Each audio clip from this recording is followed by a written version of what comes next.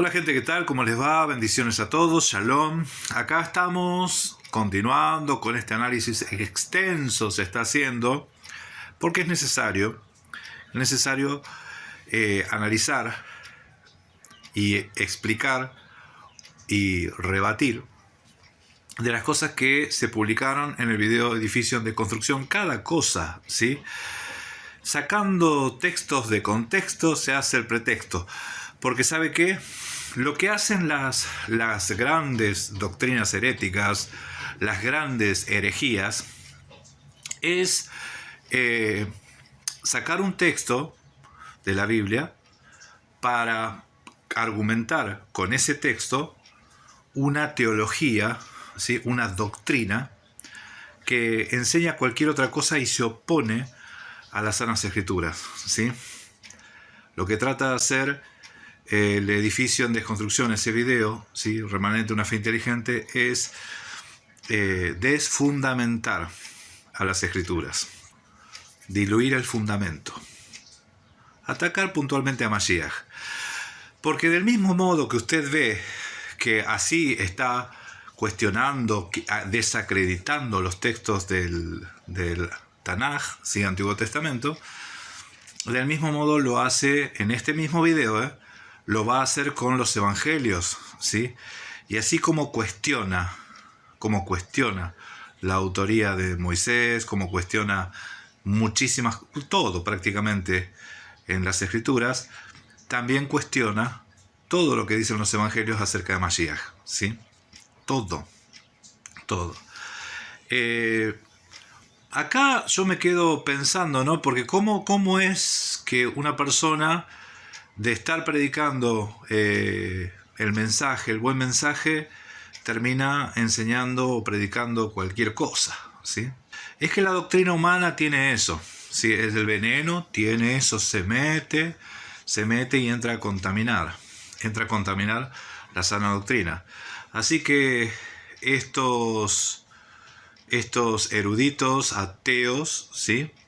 Catedráticos, van tocando un tema que es el tema Biblia y buscan la manera de influenciar en el cuerpo, ¿sí? En la iglesia, metiendo su veneno, ¿sí?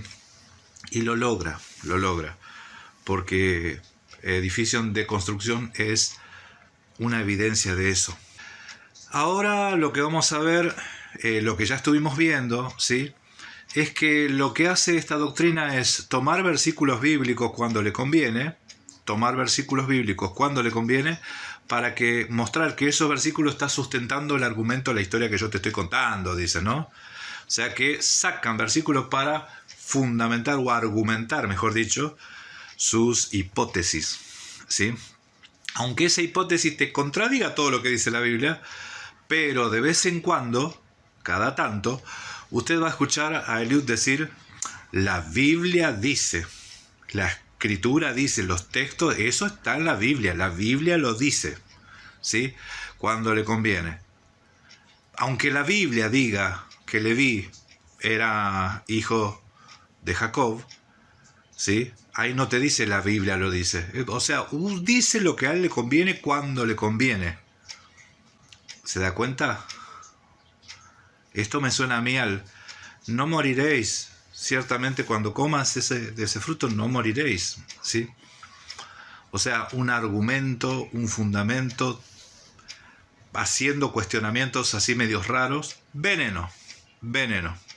¿Quién es la serpiente? El que tiene la lengua dividida. Porque por un lado te dice, esto es verdad, aunque la Biblia diga otra cosa, y por otro lado te dice, la Biblia dice. Eso es tener la lengua dividida. Es como la serpiente, ¿sí? Ahora lo que vamos a hacer es vamos a seguir escuchando, y fíjese que cuando empieza el video toma la narración de un levita, nieto de Moisés, que fue a servir al paganismo prácticamente, ¿sí? Y eso está en las escrituras, sí, está en las escrituras, pero se dio cuenta que está registrando algo porque era algo raro. Miren, si es algo normal de los levitas, no iba a haber problema. Pero si era algo fuera de lo común, si es algo, fíjate lo que está pasando con un nieto de Moisés, hizo tal y tal cosa, entonces ahí tiene un propósito, un porqué del texto. Todo lo que está en las Escrituras tiene un porqué. Que te diga que un nieto de Moisés, levita, porque Moisés era de la tribu de Leví, haya sido recibido en una casa y haya sido príncipe, hay ministro, sacerdote de un hombre que tenía ídolos, y lo registró en las Escrituras, es justamente para mostrarte lo que pasa también con los levitas. No porque sea levita o porque sea nieto de Moisés tenés garantizada la salvación, ¿sí? ¿Se entiende? Entonces, eso te muestra las Escrituras. Las Escrituras te muestran las peores miserias de Israel. No como dice Eliud, que cuando ya tenían todo resuelto, ahí empezaron a escribir. Las Escrituras te muestran las peores miserias, las hilachas, los trapos sucios de Israel. Y eso es lo más hermoso que tienen las Escrituras, porque no solamente te muestra que el brazo poderoso de Yahweh abrió camino, ¿sí? A través del mar, a través del río Jordán, que pasaron un montón de cosas, ¿sí? Maravillosas, milagrosas, sino también te muestra los peores momentos de Israel, ¿sí? Y los peores momentos de Israel están registrados en la Biblia.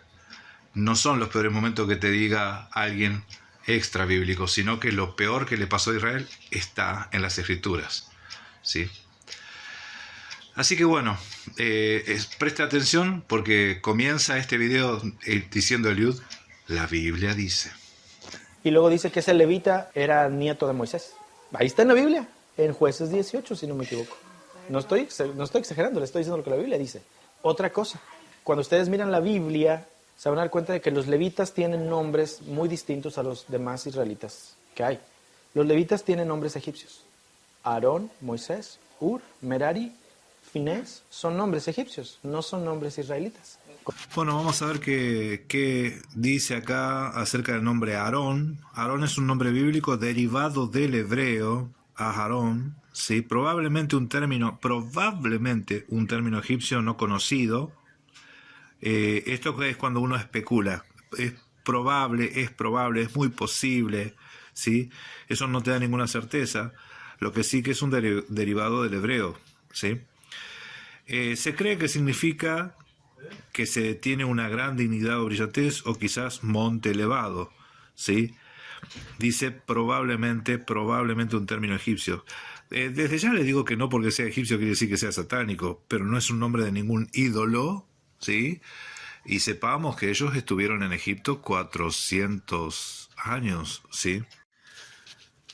Vamos a ver la definición de Moisés, etimología de Moisés. Bueno, Moisés es un cestillo de material liviano, según la Real Academia Española, con asas para transportar al bebé, ¿sí? Pero esta etimología deriva de la historia bíblica de Moisés. Este fue arrojado al agua del río Nilo para protegerlo del decreto faraón. Lo depositaron en una canastilla enhebrada, calafateada, para que no se hundiera.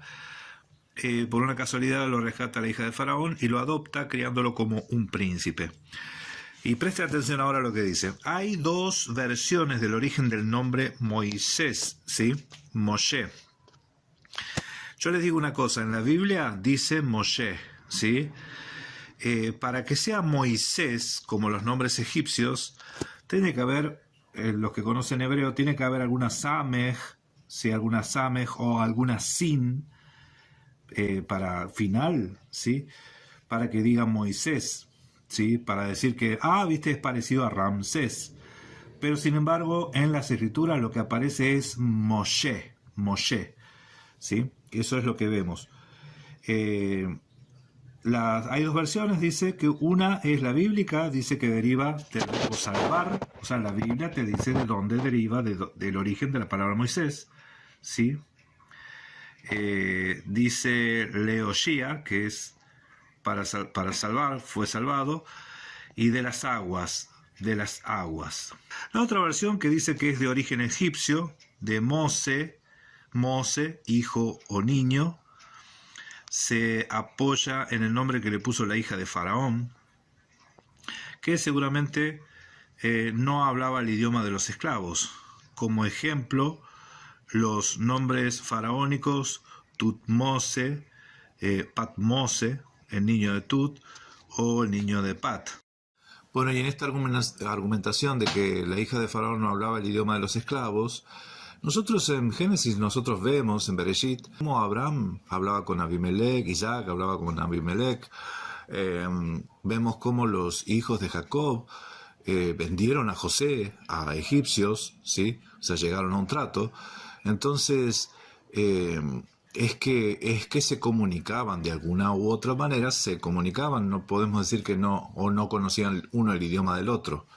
Por eso yo les digo, ahí ya la segunda parte es especulativo, aunque las escrituras te dan evidencia de que los egipcios y los hebreos hablaban entre sí, se comunicaban. Veamos ahora qué significa Eliezer, ¿sí? Eliezer. Vamos con los nombres más o menos los que él mencionó, ¿sí? Eliezer o Eleazar, ¿sí? Es un antiguo nombre hebreo bíblico y uno que aparece 3 veces en el Antiguo Testamento de la Biblia hebrea. Literalmente se traduce como mi Dios es ayuda. ¿Sí? La primera vez Eliezer en la Biblia que aparece se menciona en Génesis 15:2 como el servidor principal de Abraham. Saben que Eliezer es el nombre de Lázaro. Lázaro es una transliteración de Eliezer. Obviamente en los evangelios, en la Biblia, se han cambiado algunos nombres. Jacob le han puesto Santiago, pero los nombres hebreos, el nombre de Lázaro en realidad es Eliezer. Y es un nombre hebreo, ¿sí? Uno de los hijos de... Aparece también como en Éxodo 18:4 como uno de los dos hijos de Moisés, ¿sí? Vamos con el nombre de Pinjas o Pinejas, ¿sí? Es un nombre predominante masculino de origen hebreo. Dice, el origen de este nombre es incierto, pues algunos autores indican que se deriva de una voz celta antigua que significa oráculo, mientras que otros aseguran que el origen es hebreo y significa boca de serpiente. En la Biblia, Pinjas es el hijo de Eleazar, nieto del sumo sacerdote Aarón, ¿sí? Entonces, otra vez, hay un significado oráculo, un significado celta, antiguo celta, o la misma palabra en hebreo tiene también su significado, boca de serpiente, ¿sí? Acá tenemos también derivaciones del celta. Yo digo porque estamos viendo y estudiando y cuestionando, viendo a ver qué es lo que dijo Eliud, si estas cosas son así o no, ¿no es cierto? Continúo entonces. Todavía no vengo a la parte buena. Esa es la parte previa. Y les estoy contando la historia de la historia. Y lo estoy grabando porque luego lo puedo poner por fin contando la narración que va a hacer que me cuelguen, pero al menos ya la conté con ustedes.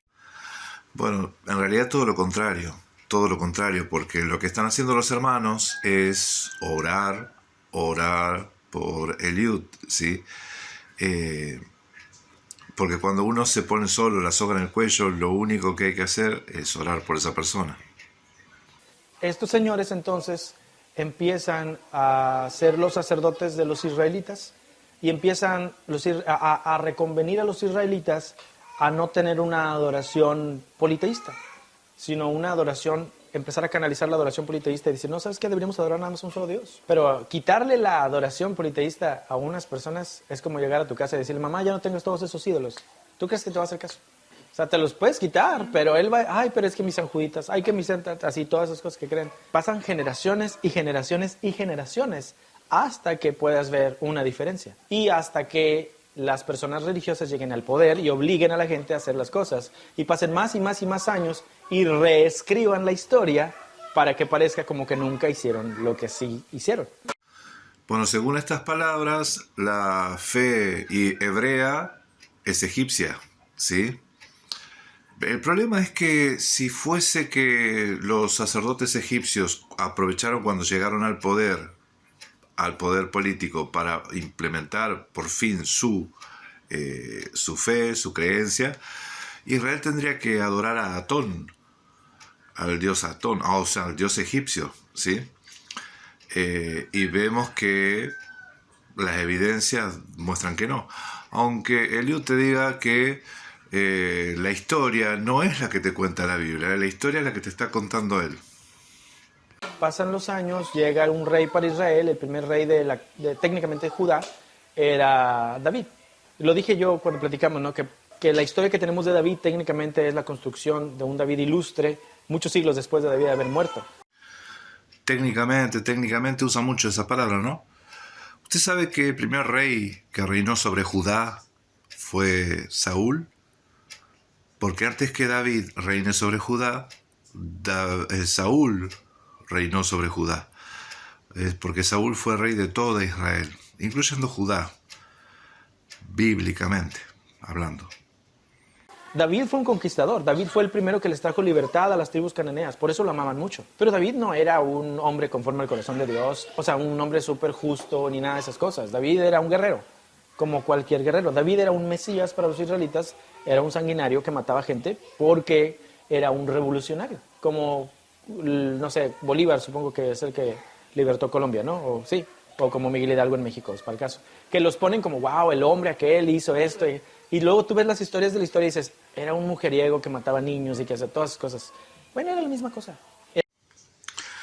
Bueno, todo el desarrollo de esta imagen grotesca que hace Eliud, ¿no?, acerca de David, una deformación, diría yo, porque las escrituras no te niegan nada. Las escrituras te dicen los defectos y las virtudes del rey, ¿sí? Las escrituras te muestran lo que era David, ¿sí? Y no te ocultan nada, ¿sí? Eso es lo más hermoso de todo esto, lo que yo les decía de Israel.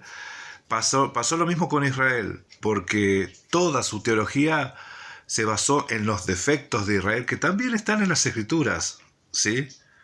En los errores, en las... Fíjense, porque hubo un levita que se metió ahí, que era descendiente de Moisés, que se metió ahí al paganismo, a ser sacerdote de un pagano, ahí metió a todos los levitas en la misma bolsa. A todo Israel los metió a todos en la misma bolsa. Y ahora a David lo que hace también es deformar la imagen de David, aunque las escrituras también te muestran eso que está contando Eliud, y también te muestra otra cosa de David, ¿sí? Entonces, media verdad es media mentira. Media verdad es media mentira. Y esto surge, esta es la respuesta que está dando cuando se le preguntó entonces por qué las escrituras dicen que David tenía un corazón conforme al de Dios, ¿sí? Y entre líneas está diciendo que lo que se dijo, eso que se dijo, era porque había que hacer un David ilustre, así como Bolívar, ¿sí? Había que hacerlo ilustre, ¿sí? Bueno, por eso les digo, ¿qué hace la teología? ¿Qué hacen las falsas doctrinas? Se fundamentan en las escrituras, ¿sí? Pero toman los que le convienen, toman lo que les conviene. Era un revolucionario. Lo que tienes en la Biblia es el libro de historia de Israel, reescrito para hacer que los héroes se vean muy ilustres, perfectos. Como es una nación donde la historia y la religión van totalmente unidas, escritas por los religiosos, claro que van a decir el más ilustre es el más cercano a Dios. Bueno, yo no sé usted, hermano, pero cuando yo leo las escrituras yo no lo veo perfecto a David. No lo veo perfecto a David. Yo veo que las escrituras muestran los defectos del rey, ¿sí? Muestran las debilidades, los defectos, las falencias del rey, ¿sí? Así como también muestran los atributos del rey, ¿sí? Las cualidades. Entonces, las escrituras te muestran tanto un aspecto como el otro del rey. Y en cuanto a que las autoridades religiosas tratan de hacer quedar bien a los ilustres, porque si estamos hablando de religión, hermanos, ¿quién es más ilustre, David o Moisés? Pregunto, ¿religión, David o Moisés? Sin embargo, las escrituras dicen que restaurará el tabernáculo de David, ¿sí? En las escrituras hay mucha sabiduría, ¿sí? Y la inteligencia a veces te ciega, te cierra las puertas, las llaves al conocimiento de la verdad. Por eso es el más ilustre. Por eso el que viene después tiene que ser igual que él. No que no es bueno. David reina sobre Israel, tiene su hijo, y luego tiene el hijo de David se llamaba ¿cómo? El que reinó, Salomón. Y decimos Salomón, en el tiempo de Salomón Israel fue muy próspero y Salomón fue un hombre muy sabio, que Dios le dio sabiduría. Pero la Biblia te dice muchas cosas al respecto de Salomón, todas contrarias a esas cosas. Yo expliqué en el libro de Identidad y en el video de Identidad por qué el pueblo se dividió en dos. Y es por lo déspota que era Salomón, que mandó esclavizar a los israelitas y que pagaran impuestos, hacer trabajos forzados, y se le levantó una revolución con Jeroboam, y por eso el país se partió en dos. Eso está en la Biblia. Entonces te muestra también que otra vez, cuando las historias se ven muy maquilladotas, posiblemente no sucedieron necesariamente así, pero cuando las historias se muestran muy crudas, a veces sí pasaron así. Cuando las escrituras te contradicen la teología que está diciendo Eliud, entonces eso no fue así. Pero si las escrituras están más acorde a lo que te dice Eliud, entonces puede ser que sea así, entonces, ¿sí? Eso es lo que hacen las doctrinas, ¿no? Utilizan lo que le conviene de los textos bíblicos. Así hacen los ateos. Los ateos, hermanos, los ateos estudian la Biblia. Los ateos, ¿cómo van a cerrarle, a taparle la boca a un creyente? Con la misma Biblia, ¿sí? Por eso es que el creyente tiene que estar bien preparado, ¿sí? Con respecto a Salomón, las mismas escrituras te muestran, así como con David, los defectos, las virtudes, bueno, con Salomón también. Con Salomón también, ¿sí?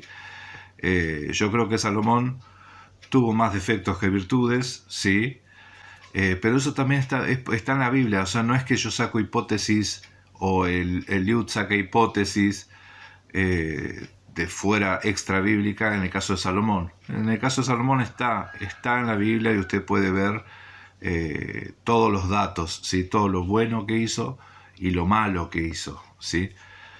A tal grado llegó lo malo que hizo o influenció lo malo que dividió el reino, ¿sí?